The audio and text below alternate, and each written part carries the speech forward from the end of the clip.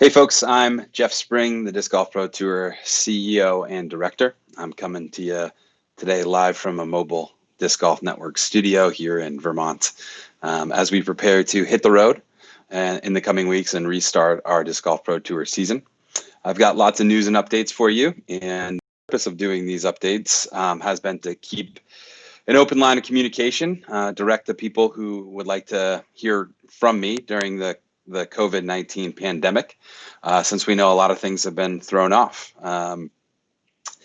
Earlier this week, we also held a diversity in disc golf panel, which I think that I'm going to address here to start before we get into some event news and updates and some COVID-19 policy in application to the start of the season. So if you have not seen our diversity in disc golf panel and forum, it is on the YouTube channel that you're watching this on, so you can click on over after we're done here.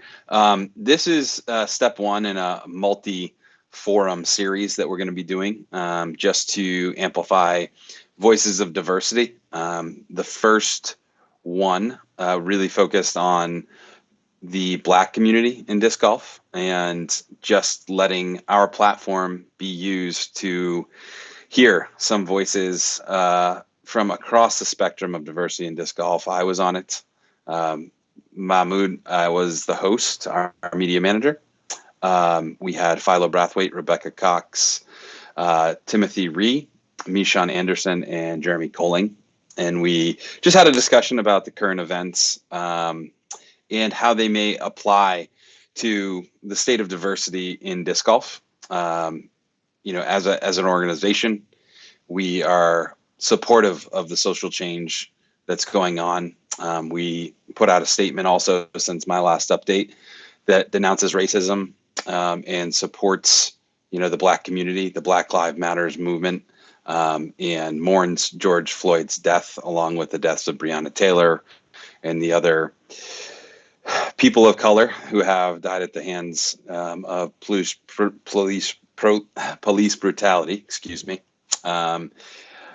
We know there are a myriad of takes and issues, and we're coming at this from a position of love, understanding, caring, and trying to figure out what our role as an organization is, and identifying, listening, and promoting diversity in the sports.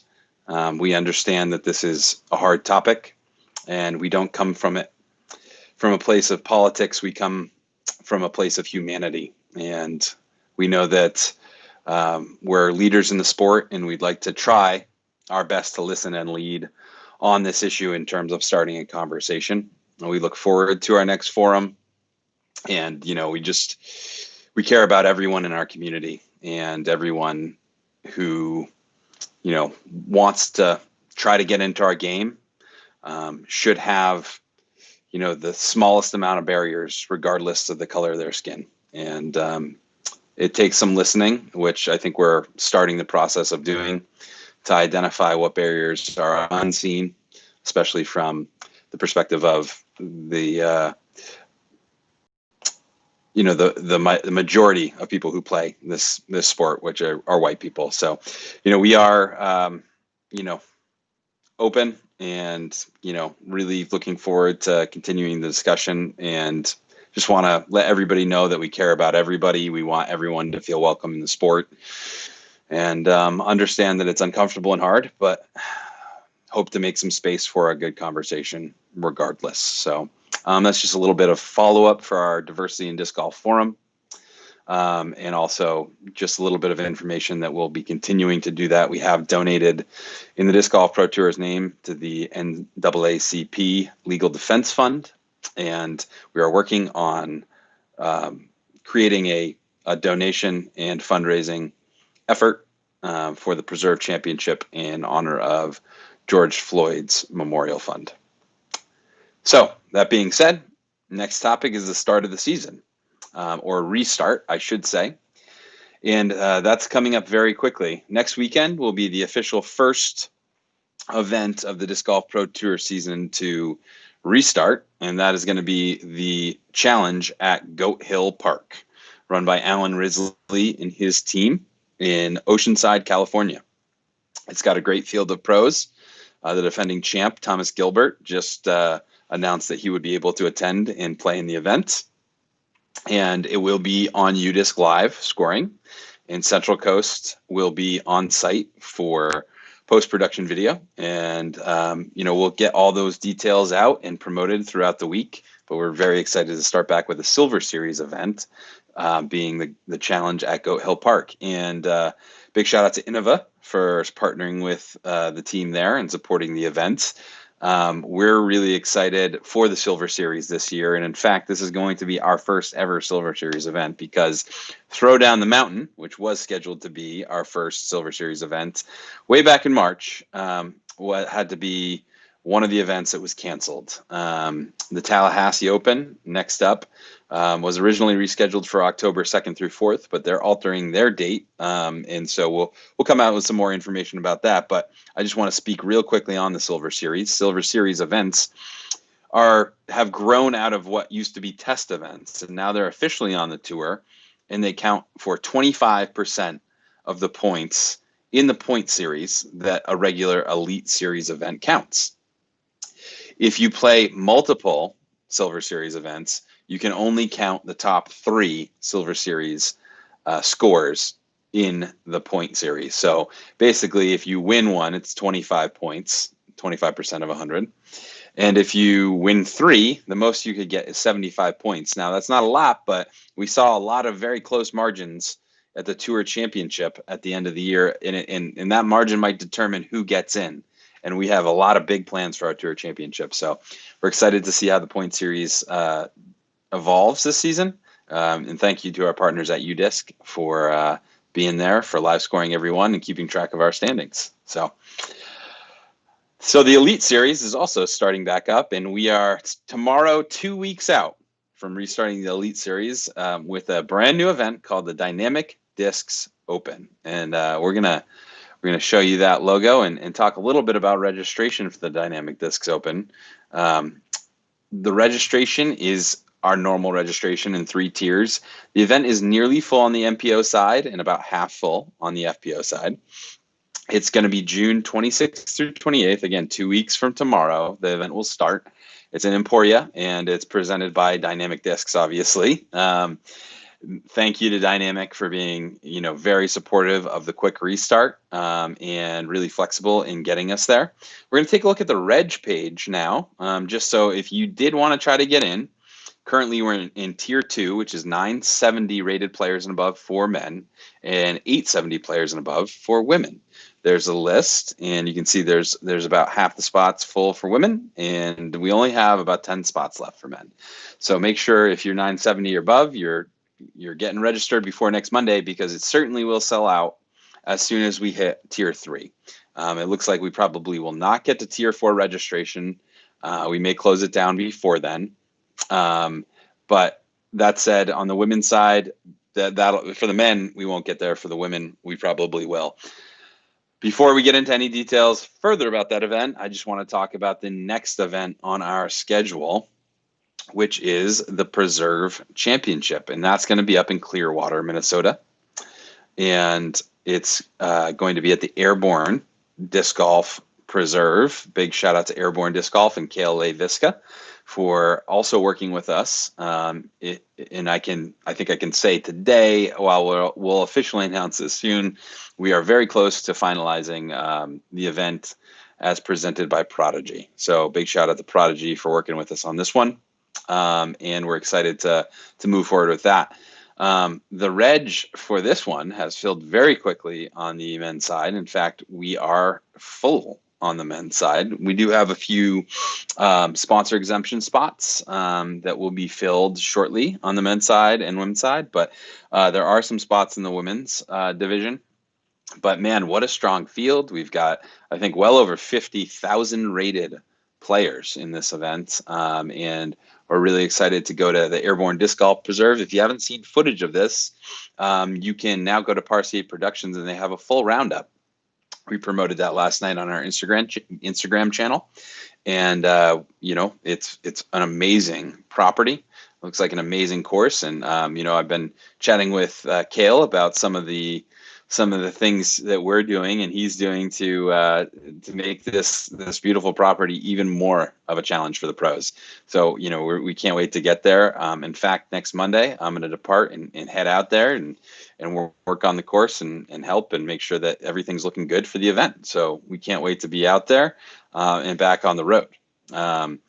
So these two events are nearly full. We can't wait. And I can say that, we have our media plans in place as normal. All the teams that were planned have committed to coming, and, we'll be making a press release probably next week with the official media plans for the event. But we're treating these as replacements for the San Francisco Open and the Portland Open. So we're basically offered the same teams that were scheduled before the season, their spots as contracted. And that's Jomez Pro, Central Coast, and GK Pro on MPO1, MPO2, and FPO1 respectively. And again, there are a few things that are in the works, maybe to be announced, I should say.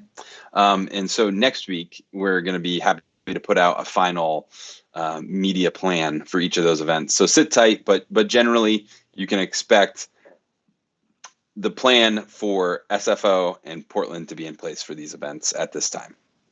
So that said, there's going to be some great coverage. We'll have live coverage on the Disc Golf Network.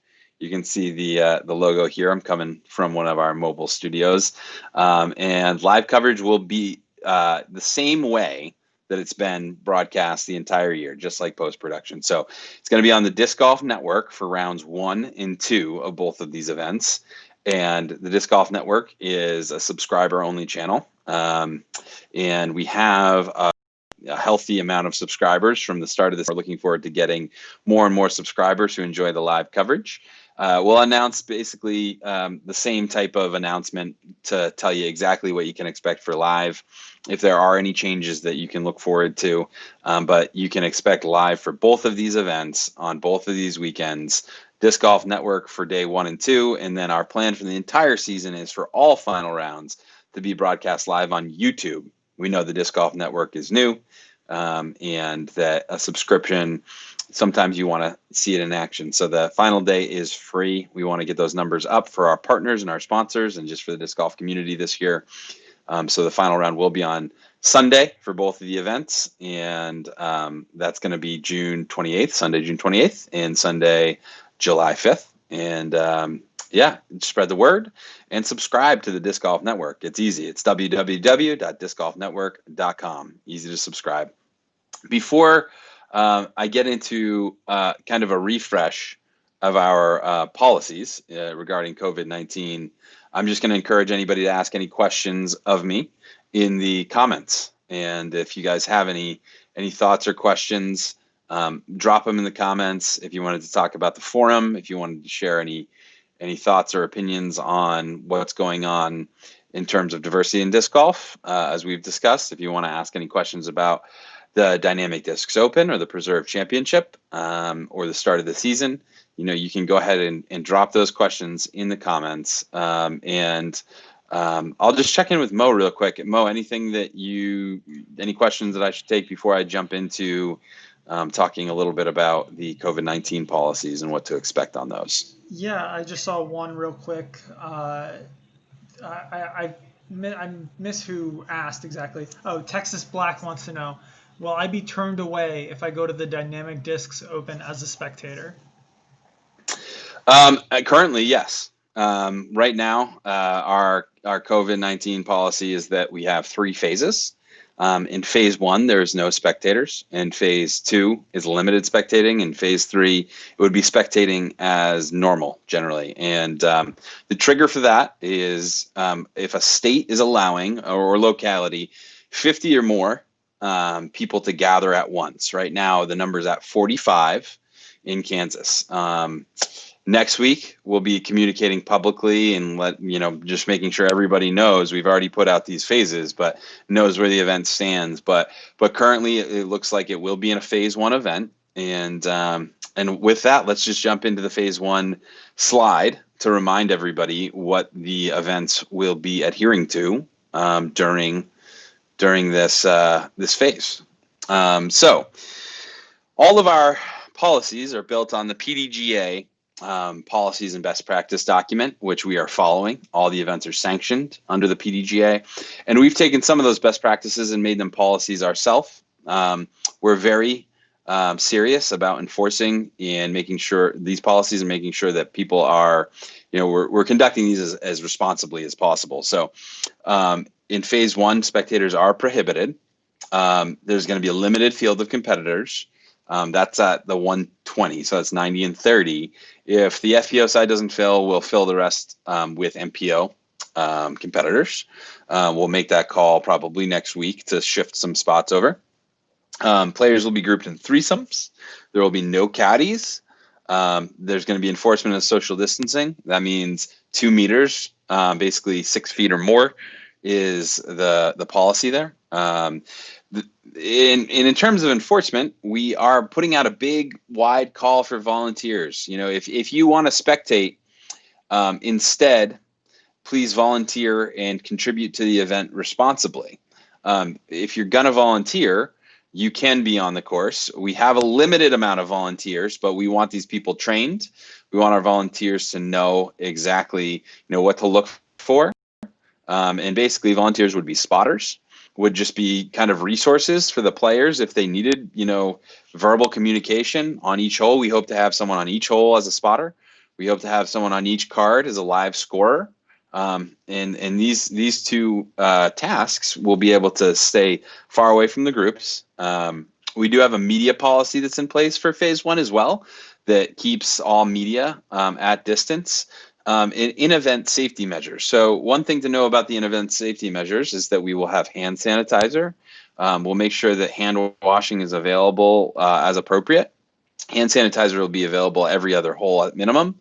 And we will also have isopropyl alcohol spray to spray down any surfaces, including maybe baskets that need to basically be disinfected. The other in-event safety measure we'll be taking in phase one is that all event goers, whether they're staff, our staff or local staff, volunteers or competitors, will need to wear masks. Those masks will be able to be taken off when a competitor is preparing to and throwing and then put back on. That mask policy is in phase one. We also are implementing our COVID-19 testing and tracing program. The tracing program is primarily for touring competitors, but also for any competitors that are traveling from outside the state.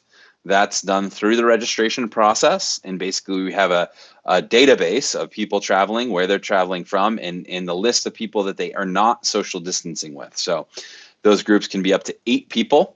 But past that, we expect touring competitors and competitors when traveling out of state into states to social distance from anyone else that they haven't declared as part of their travel unit.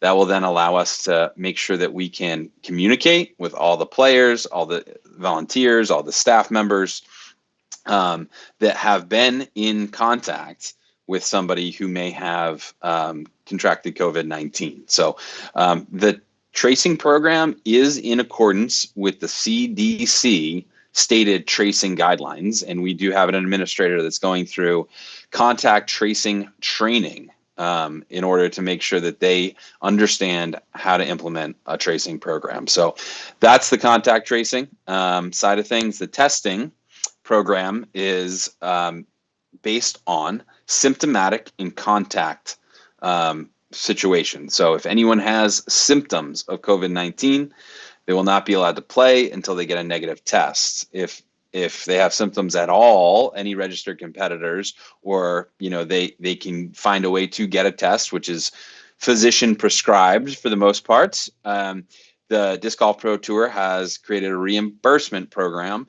and will cover all costs of testing for viral swab COVID-19 tests.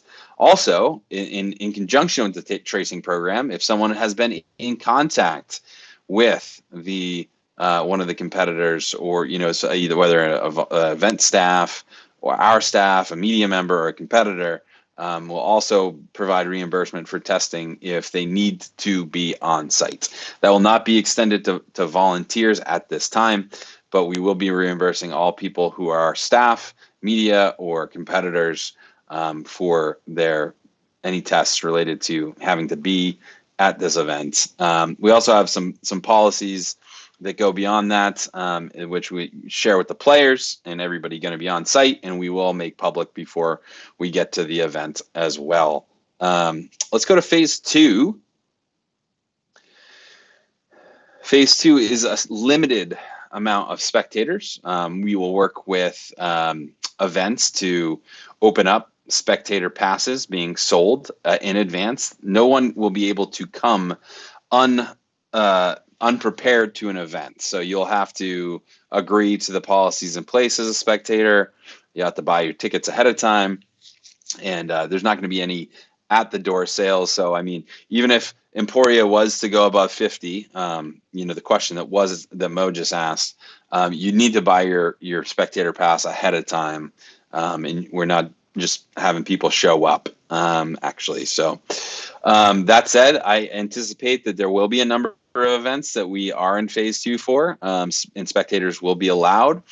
We will have vending areas set up in limited amount of people in at one time into like an outdoor open air vending area. If people want to buy merch or products from the event, if spectators are coming. In phase 2, players and competitors are grouped in foursomes. The fields are expanded. Caddies are allowed. Social distancing guidings are still in place. In terms of masks, we have decided it's going to be an event to an event decision. There may be some events in phase 2 that masks are not required, but we do reserve the right to implement that policy. And the testing and tracing programs continue. One thing I will say about masks is that we understand that social distancing and masks aren't being necessarily enforced at the start of events that we have seen thus far. And it's just very important to know that the Disc Golf Pro Tour is going to adhere to and enforce a higher standard on that. And I think players, competitors, media, staff, we'll all be prepared for that, but spectators will need to be prepared for that as well. And so phase 3 is pretty much back to normal. This is when we get out of phase 2. Of course, phase 2, as I mentioned, has some flexibility to it in terms of how we loosen guidelines on our way to phase 3. But phase 3 is loosening, all of these policies and restrictions almost to nothing, and this is only going to be triggered when like the effects of the COVID-19 pandemic are negligible. We do reserve the right to go from phase 1 to phase 2 to phase 3 to back to phase 2 or back to phase 1 based on the current conditions on the ground. We know that this pandemic is something that hasn't been seen or dealt with in our current society. So we're not sure how it will move, but we are committed to being responsible with how we conduct our events and prioritizing the safety of all people that come onto an event site that we are responsible for. So we're going to take it very seriously. We are taking it with the utmost responsibility that we can. That said, we're very excited to get back on the road and get back to delivering some high-level disc golf competition, and having the Pro Tour restart and ready to go. This is in partnership in conjunction with the PDGA. And I really want to encourage everybody who's listening today or who may listen in the future to support DGA by renewing your membership or by purchasing your first ever membership. If you're a fan of the game, if you love the sport, you will appreciate being a PDGA member. The reason we are able to restart is their support and collaboration. We are very thankful for that support and collaboration that they've offered us.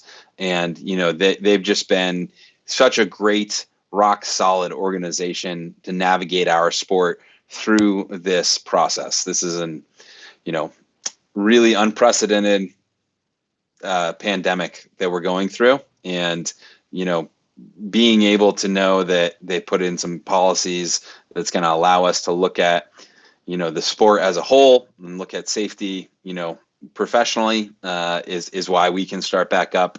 And big thanks to the PDGA. So with that being said, I'm going to end my informational part of the update. And Mo, if there are any other questions, happy to take them. If not, we can wrap it up. Yeah, we got a couple good questions here. From Austin, any San Francisco merchandise for sale? No, is the short answer. And perhaps there could be some stuff kicking around, is the longer one. I would contact the SFO team. Sean Jack and Sean Mercy are co-TDs. And if you go to their website, throwsfo.com, you can find contact information and request any swag or discs or t-shirts, whatever, And so I hope you can find some. Okay, cool. Louis Nino wants to know, any chance players rated lower than 900 will be allowed to play GMC or MVP if higher rated folks don't fill it? I'm 898 currently, he says.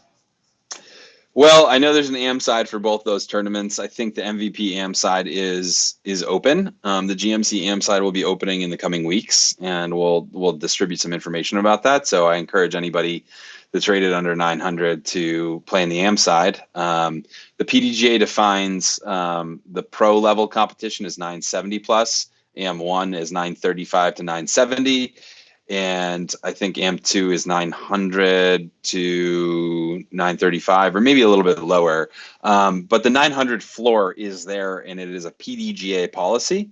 We were consulted in the off season about that. I have a role on the competition committee as the tour director of the Disc Golf Pro Tour.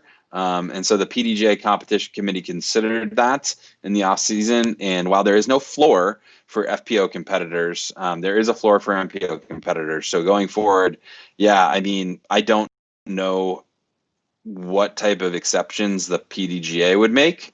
Any exceptions that we would consider would need to go through the PDGA tour manager, Andrew Sweeten. And I know from just having discussions in the past with Andrew, there's not really a scenario that he or I or the PDGA sees that there would be a competitor under 900 playing in any Elite Series events going forward. Perhaps there is some kind of loophole, but exception in some cases. But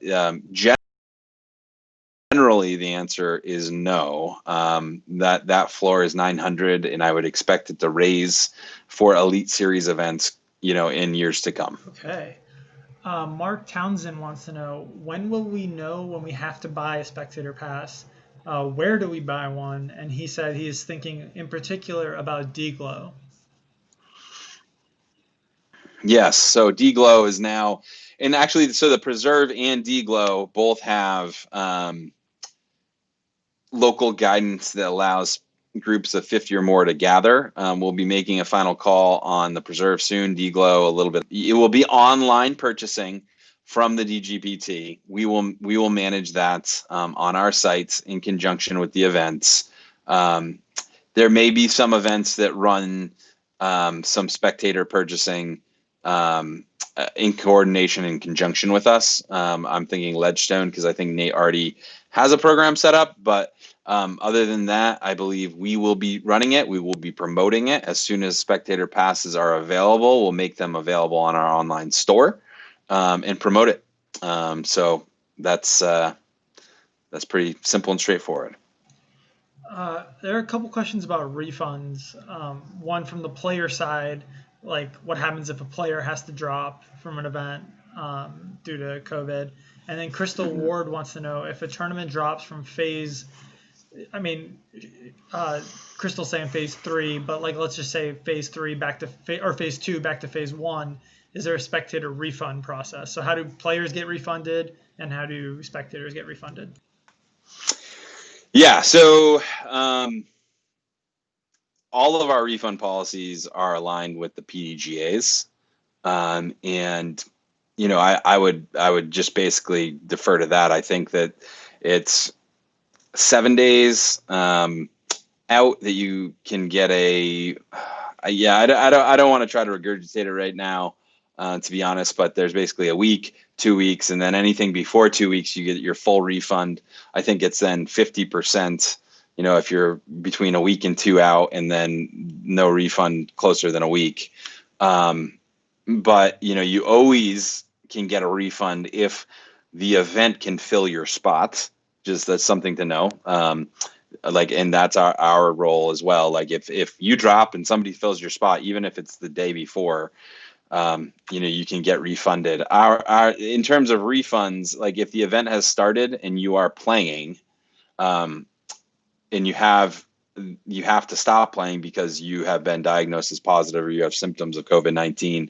Currently, the policy is you do not get a refund. If it's any time before the event starts, you would get a refund.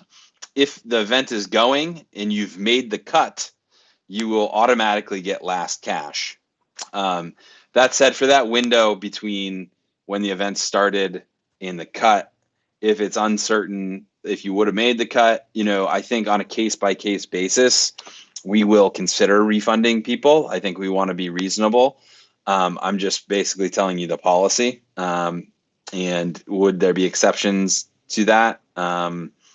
Sure, on a case-by-case basis, we would consider them.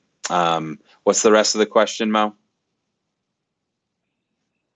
So if a spectator bought a spectator pass and then the event for whatever reason went back to phase one where there are no spectators allowed, what happens in that case? Yeah. So in that case, every spectator pass would be refunded. So yeah, I mean that's easy.